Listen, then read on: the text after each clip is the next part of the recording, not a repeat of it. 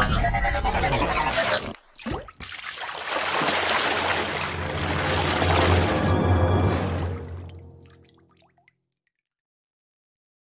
Morning সবাইকে। নমস্কার। আশা করছি সবাই ভালো আছেন। ডিডি ভ্যালু ইনভেস্টিং এবং অল্টারনেট মাইন্ডসের পক্ষ থেকে আপনাদের সবাইকে জানাই আমাদের এই চ্যানেলে স্বাগত। তো অনেকদিন ধরে আমাদেরকে অনেকে প্রশ্ন করছেন যে ফিউশন ফাইন্যান্স কেমন কোম্পানি, বা এইটা দিন দিন তো অনেক বেশি নিচের দিকে নেমে যাচ্ছে, সেক্ষেত্রে আমাদের অ্যাটিটিউড টুয়ার্ডস স্টক কেমন, কিংবা আমাদের ভাবনাধারা কেমন, সেটাই আজকে একটু আপনাদের সাথে শেয়ার করে নিই। সবার প্রথমেই বলে রাখি, আমরা কোনো রকম রেকমেন্ডেশন সেলিং বা বাইং এর করি না। আমরা এই গোটা ভিডিওটা শুধুমাত্র এডুকেশনাল পারপাসের জন্য ক্রিয়েট করছি। আমাদের কথা শুনে কোনোদিন কেউ কখনো কোনো ট্রেড নেবেন না। আপনি আপনার ট্রেড নেওয়ার জন্য আপনার ফিনান্সিয়াল অ্যাডভাইসের সঙ্গে অবশ্যই যোগাযোগ করবেন। তো আসুন আমরা back to fusion finance limited. 2023 সালে আইপিও আনে কোম্পানিটা, এবং তারপরে ফিউশন ফাইন্যান্সের ফিনান্সিয়ালস যদি বেসিক ফান্ডামেন্টালস আমরা দেখি, তাহলে দেখবো যে কোম্পানির মার্কেট ক্যাপিটাল 1913 কোটি টাকার। উল্টো দিকে সব থেকে স্ট্রাইকিং জিনিস যেটা লাগে সেটা হলো এই মুহূর্তে কোম্পানির দাম 190-র কাছে চলছে, এবং আহ, এবং এই সময় কোম্পানির বুক ভ্যালু 251, অর্থাৎ 251 বুক ভ্যালুর থেকে নিচে কোম্পানি কিন্তু ট্রেড করছে, যেটা একটা ভালো দিক। এবং যারা জানেন না বুক ভ্যালু সম্পর্কে, যে বুক ভ্যালু হচ্ছে এমন একটা অ্যামাউন্ট যেটা কোম্পানির অলরেডি ব্যাংক ব্যালেন্সে থাকে, এবং তার থেকেও নিচে ট্রেড করছে, মানে কোম্পানির এখান থেকে দেউলিয়া হয়ে গেলেও কিন্তু আপনি প্রতি শেয়ারে 251 কোটি টাকা পাওয়ার সম্ভাবনা আছে। বুক ভ্যালু বলতে খুব সহজ সরল ভাষায় এইটুকুই বলা যায়। তো company ROE is good, ROE 19.6%। এবং যদি আমরা দেখি যে debt to equity ratio, finance company debt নিয়েই কাজ করে, এবং সেই জন্য ডেট টু ইকুইটি একটু বেশি। Pledge percentage less than 10%, that is also good. Dividend pay out, dividend কিন্তু কোম্পানি দেয় না, ডিভিডেন্ড পে আউট এখনো পর্যন্ত দেয়নি কখনো। সুতরাং কোম্পানির ডিভিডেন্ড পে আউট হচ্ছে 0%। ফেস ভ্যালু 10 টাকা। ওকে। তো কারেন্ট এই মুহূর্তে দেখতে পাই যে হাই সব থেকে গেছিল এক বছরের মধ্যে 675 টাকা, এবং লো 161 টাকা। সেখান থেকে মার্কেট কিছুটা রিকভারি করার পরে ফিউশন ফাইন্যান্স এই মুহূর্তে 190 টাকা দাঁড়িয়েছে। তো আসুন একটু পরের জায়গায় দেখে নিই, আমরা চার্ট দেখে নিই। চার্ট যদি দেখি তাহলে এই মুহূর্তে দেখুন, এর যদি পি দেখি, মিডিয়ান পি প্রায় 1.6 এর কাছে, এই মুহূর্তে এটি প্রায় 5.8, অর্থাৎ স্টক কিন্তু আন্ডার ভ্যালুড। এবং যদি প্রাইস দেখি তাহলে প্রাইস ইজ 200 ডিএম এর নিচে কিন্তু প্রাইস আছে, অ্যাট্রাকটিভ এরিয়া।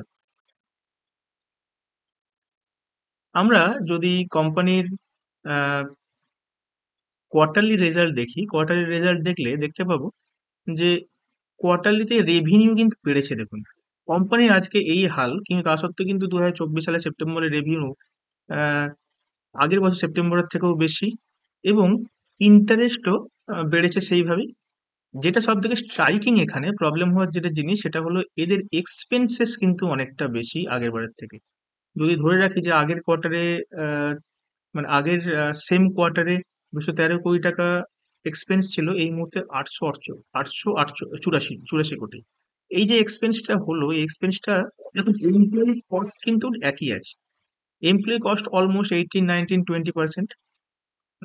তো এক্সপেন্স হয়তো এরা আরো বেশি এমপ্লয়ি হায়ার করেছে, এবং এমপ্লয়ি সংখ্যা হায়ার করার জন্য এমপ্লয়ি কস্টিং পার্সেন্টেজ একই থাকা সত্ত্বেও হয়তো এক্সপেন্সেস অনেকটা বেড়েছে।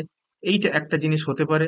এবং স্ট্রাইকিংলি ভাবে এদের কিন্তু নেট প্রফিট এই মুহূর্তে -305 কোটি টাকা, যেটা একটু আহ খারাপের দিকেই। সেইটাই একটা নেগেটিভ সেন্টিমেন্ট মার্কেটে রান করে কোনো একটা কোম্পানি আপ কিংবা ডাউন হওয়ার জন্য। আমরা যদি রেভিনিউ নিয়ে দেখি, রেভিনিউতেও দেখুন একই জিনিস, যে প্রায় ডবল, অর্থাৎ আগের থেকে 3 গুণের বেশি এক্সপেন্স হয়েছে, খরচা, কোম্পানি খরচা। ম্যানুফ্যাকচারিং কস্ট তো বাড়ে না, এমপ্লয়ি কস্ট একই রাখা হয়েছে মোটামুটি, আদার কস্ট কম বেশি অলমোস্ট সেম, এবং আগের বারের থেকেও দেখুন এবারে কমেছে কিন্তু। সুতরাং আমার ব্যক্তিগত মতামতে এমপ্লয়ি সংখ্যা অনেক বেশি হায়ার করা হয়েছে, অনেক ভালো ভালো এমপ্লয়ি হায়ার করা হয়েছে। হয়তো কোম্পানির এখান থেকে এক্সপ্যানশনের অনেক অ্যাটিটিউড আছে, একটা গ্রোথ অ্যাটিটিউড আছে কোম্পানির। এরপরে আসবো আমরা ব্যালেন্স শিটে।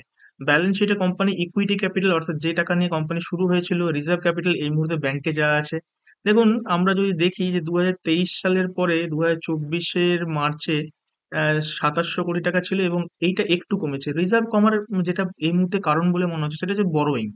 বড়োইং আগে একটু কম ছিল, এখন বড়োইং একটু বাড়িয়েছে এবং যার জন্যই কিন্তু এই রিজার্ভটা কিছুটা কমেছে। খুব স্ট্রাইকিং রিজার্ভ না কমলেও নেট প্রফিটটার জন্যই কিন্তু এই কন্ডিশন এই মুহূর্তে কোম্পানির দেখে মনে হচ্ছে। উল্টো দিকে আমরা যদি দেখি যে প্রমোটার 2023 সালে সেপ্টেম্বরে প্রমোটার 10% হোল্ডিং কমিয়েছে, যেটা এখনো পর্যন্ত কনস্ট্যান্ট। এবং 2023 সালে যখন কোম্পানির প্রমোটারের হোল্ডিং কমালো তখনও কিন্তু মার্কেট একটা হাইয়ের জায়গায় ছিল এবং সেখানে কিন্তু এতটা নেট প্রফিট খারাপ বা অন্যান্য কিছু কিন্তু তখন চোখে পড়েনি সবাই। তো ডিআইআই স্টেক বাড়িয়েছে, দেখুন ডিআইআই 15% থেকে প্রায় 19%, যদিও আগের ইয়ার থেকে একটু কমেছে। এবং যেটা বেড়েছে সেটা হচ্ছে পাবলিকের কাছে কিছুটা বেড়েছে। কোনো একটি স্টক আমার আপনার মতো নর্মাল রিটেলার পাবলিকদের কিন্তু উড়িয়ে নিয়ে যাওয়ার আহ, ক্ষমতা নেই। তাহলে কার ক্ষমতা আছে? ক্ষমতা আছে এই এফআইআই, ডিআই বা প্রমোটার, যারা স্ট্রং হ্যান্ড, যাদের কাছে স্মার্ট মানি আছে, তারাই কিন্তু নিয়ে যেতে পারে। আচ্ছা, আমার আপনার কোনো স্টকে যদি 500 টাকা লস হয় একটু ইনভেস্ট করি, তাহলে ভাবুন তো এদের কাছে যে অ্যামাউন্টটা আছে সেটা কত হাজার হাজার কোটি টাকা লস। সুতরাং ইটস দেয়ার রেসপন্সিবিলিটি যে এরা কিন্তু স্টকটাকে উপরের দিকে নিয়ে গেলেও যেতে পারে, সম্ভাবনা বেশি। আচ্ছা, আসুন এবার আমরা দেখি যে কিছু টেকনিক্যালস জিনিস, স্ট্রাইকিং জিনিস, কয়েকটা জিনিস আমরা দেখি। দেখুন এখানে আহ, এই নেট প্রফিট পাবলিশ হওয়ার পরে এত বড় একটা গ্যাপ ডাউন হয়েছিল ফিউচার ফাইন্যান্সে। এবং গ্যাপ ফিলিং কনসেপ্টের কথা বলি, যে মার্কেট না কখনো কোনো গ্যাপ রাখে না। এখানেও একটা গ্যাপ, এখানেও একটা গ্যাপ। যদি কোনো অংশে গ্যাপ ক্রিয়েট হয়, অর্থাৎ সেই অংশে অনেক বেশি অর্ডার ছিল যেগুলি এক্সিকিউট ওই মুহূর্তে হয়নি, কোনো না কোনো সময় ডেফিনেটলি হবে। মার্কেট যদি এখানে থাকে, মার্কেট ডেফিনেটলি এই গ্যাপ ফিল কোনোদিন করতে আসবে। এবং আচ্ছা, এইরকম কি আগে কখনো হয়েছিল যে গ্যাপ ফিলিং, গ্যাপ হয়েছিল কিন্তু ফিল হয়েছে এরকম tendency বা সম্ভাবনা কত? চলুন আমরা দেখি এখানে। দেখুন, এখানে দেখুন একটা গ্যাপ ক্রিয়েট হয়েছে। এখানে দেখুন একটা গ্যাপ ক্রিয়েট হয়েছিল, গ্যাপ আপ। আচ্ছা,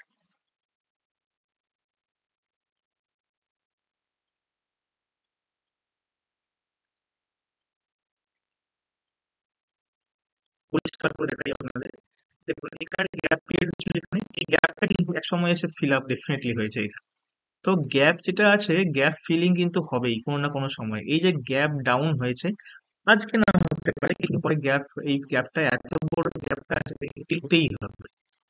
তো একটা সময় এমন ছিল ফিউশনের, যখন একটু প্রফিটের দিকটা বেশি ছিল, এনপিএ এই মুহূর্তে একটু কোম্পানির বেশি আছে, সেটাই একটা ইস্যু। তো এনপিএ এনপিএ ব্যাংকিং সেক্টরে বা ফাইন্যান্সিয়াল সেক্টরে একটা নেগেটিভ ইমপ্লিমেন্ট আনে। এনপিএ হলো সেই অ্যামাউন্ট বা সেই ফান্ড ব্যাংকের যেটা আদায় হয়নি।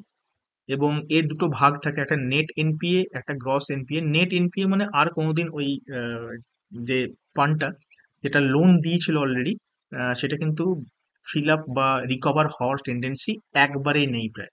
তো আমরা যদি প্রাইস অ্যাকশন দেখি, এখানে দেখুন প্রাইস অ্যাকশন মোটামুটি এই রেঞ্জের মধ্যেই কিন্তু ঘোরাফেরা করেছে, অর্থাৎ 660 এবং নিচের দিকে প্রায় 560-এর কাছে অনেকটা দিয়েছি। এখানে প্রায় জুলাই 2023 থেকে ফেব্রুয়ারি পর্যন্ত অলমোস্ট প্রায় 8-9 মাসের মতো ছিল। তো এখানে এই নেট প্রফিট পাবলিশ হওয়ার পরে যে আর্নিং যেদিন পাবলিশ হলো সেদিনই কিন্তু গ্যাপ ডাউন হয়েছিল। তো যাই হোক, এইটাই মোটামুটি ফিউশন ফাইন্যান্স সম্পর্কে আপনাদের জানানোর জিনিস।